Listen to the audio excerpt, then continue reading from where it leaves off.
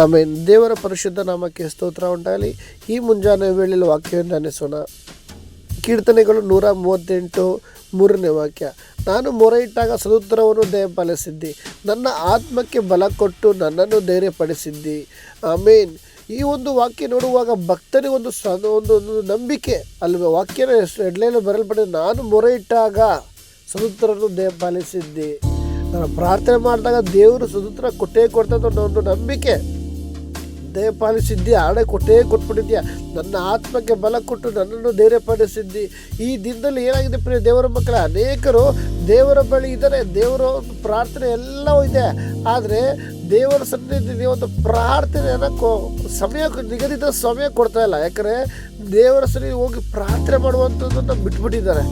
ಕಷ್ಟ ಇದೆ ನಿನ್ನ ಪರಿಸ್ಥಿತಿಗಳು ಹೋಗಿ ಇನ್ನೊಬ್ರ ಹತ್ರ ಹೋಗಿ ಹಂಚ್ಕೊಳ್ಳೋದು, ಇನ್ನೊಬ್ರ ಹತ್ರ ಹೋಗಿ ಹೇಳೋದು, ನಿನ್ನ ಜೀವಿತ ಇನ್ನೊಬ್ರ ಹತ್ರ ಹೋಗಿ ಹೇಳೋದು, ಅವೆಲ್ಲ ಬೇರೆಯವ್ರಿಗೆ ಮಾತಾಡೋಕ್ಕೆ ಅವಕಾಶ ಆಗುತ್ತೆ ಹೊರತು ನಿನ್ನ ಜೀವಿತ ಬಿಡುಗಡೆ ಆಗೋದಿಲ್ಲ.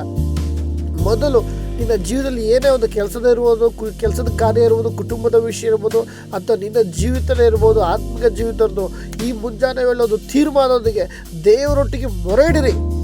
ಆವಾಗ ನಿನ್ನ ಪ್ರಾರ್ಥನೆ ಅದನ್ನು ಕೇಳುವಂತರಾಗಿದ್ದಾರೆ. ಯಾಕೆಂದರೆ ನಿನ್ನ ಚಿಂತಾಮರಕ್ಕೆ ನನ್ನ ಮೇಲಕ್ಕೂ ನಾನು ನಿನಗೋಸ್ಕರ ಚಿಂತಿಸುತ್ತೇನೆ, ನನ್ನ ಬಳಿಯಲ್ಲಿ ಪ್ರತಿಯೊಂದು ಪ್ರಾರ್ಥನೆಗೆ ಲೆಕ್ಕ ಉಂಟು ಅಂತ ಹೇಳಿದ ದೇವರು ಈ ಮುಂಜಾನೆ ವೇಳೆ ನೀನು ಯಾವ ರೀತಿ ಪ್ರಾರ್ಥನೆ ಮಾಡ್ತಾ ಇದೆಯಾ? ದೇವರು ಕೊಡಬೇಕಾದಂಥ ಸಮಯ ನೀನು ಕೊಡ್ತಿದ್ಯಾ? ಬರುವಂಥ ಒಂದು ಹೋರಾಟಗಳಲ್ಲಿ, ಬರುವಂಥ ಕಷ್ಟಗಳಲ್ಲಿ ಮನುಷ್ಯರ ಅವಲಂಬಿಸಿ ಹೋಗ್ತಿದ್ಯಾ? ಮನುಷ್ಯರ ಹತ್ರ ನೀನು ಹೇಳ್ತಾ ಇದೆಯಾ? ನಿನ್ನ ಕಣ್ಣೀರು ದೇವರ ಮುಂದೆ ಸುರಿಸು ಪ್ರಿಯ ದೇವರ ಮಗುವೆ.